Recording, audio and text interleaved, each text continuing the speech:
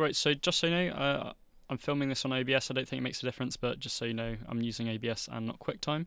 But anyway, I just want to say welcome to my video walkthrough. We're going to start with my website, and I just want to show you, so looking at the behaviors, I changed this. So here you can see I've got my logo animation. So I changed it so that it would automatically play. There's no pause and it replays on click. And then the other cool thing I wanted to show you was if we go through to my contact area, you can see here we have a DMWP map, and I added, the cool thing I did was I clicked on manage locations and I changed it so that it had my address. So in effect we have the DMWP office, and you can sort of look around. It just makes it a bit more interactive for the user. But moving on to video related stuff, here we have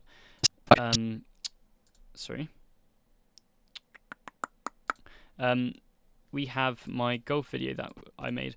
Now some of the things I did to this, if we go into the clip speed and duration, you can see I've turned it down to 80%. So that's just, it makes it, by turning it down to 80%, that increases in effect the amount of frames that's actually allocated to it and makes it seem as if it's in slow motion. And the other cool thing I did with this is, I did do this with most things, but I added a limiter on this to -3 decibels, just so I try and normalize everything to -6 decibels just for commercial use, but then just in case there is anything over, I make sure that it doesn't go above 0 decibels, so it doesn't peak. But anyway, other than that, we're going to move on to my logos. So if we go into Photoshop, here you can see the 5 original logos ideas I had. So with this one, you can see I added loads of there's loads of layers down here. I added loads of balls connected to long lines, just to sort of have the effect of like a web. Here I have a logo I added to the right of this, but this is what I really want to focus on, because I developed this one a lot more, as you can see in here. So I went from just having a sort of a graphic of a paintbrush to having this paintbrush. So you can see in here I have this paintbrush here, and I've got a second paintbrush, which if we turn it on and turn this one off, you can see it's shorter. And this, I sort of made this knowing that on the animation I was going to do, I was going to make this extend. And I thought it would look a lot more natural if I just had two, which it sort of stretched, and then there would be an opacity switch, and it would suddenly, without you really noticing it, unless you slow it down, it would suddenly switch into the other one. And then the other cool thing I did with the text on here, so for the purpose of making clipping masks work better, as Mark showed us in the video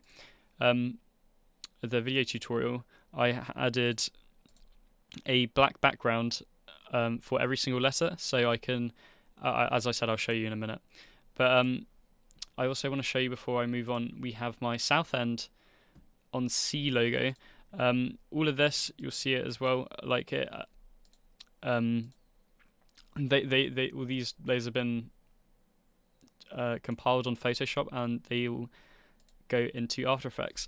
Speaking of After Effects, here we have my finished project. You can see here I added adjustment. There's a wiggle effect which I quite like, and I added keyframes. So right about here, the screen shakes about a bit, and I just sort of like the way it added. And then if we go into D, you can see the sort of magic of the clipping mask. So there's keyframes here for moving it, the mask itself, and then I'll also show you the brushes. So if we come down here, you can see all the mad amount of keyframes for this brush. I used the position tool a lot, and for every time I move it forward on the timeline, I can drag it around a bit, and I love that functionality in After Effects. It's about, around here you see a sun switch. You can see it's white at the bottom tip of the paintbrush. It switches like that. Anyway, finally moving on to my audio, we have voiceover, and in this voiceover I added denoise to take skyscrapers in the background noise off. I added quite a small amount because it starts sounding really compressed if you're not careful, and I also added dynamics, this time adding an audio gate to get rid of as much of the background sound as I could, a limiter again, and also compressed it slightly to get rid of this peak down on the timeline right here. Thank you for watching.